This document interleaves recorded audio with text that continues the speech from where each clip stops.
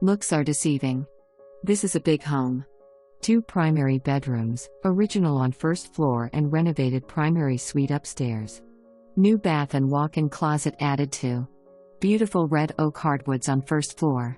2 fireplaces, 1 wood/1 gas. Built-ins in the cozy den with formal living and dining rooms too. Replaced storm doors and windows 2020. Aborist worked on trees recently. 2021 architectural roof. Kitchen remodeled 2016 with extra side bank of cabinets and a great prep countertop. 5-burner gas cooktop. Check out those rollout trays in the cabinets and pantry. 2 walk-in storage rooms. Extra wide hallways on both floors.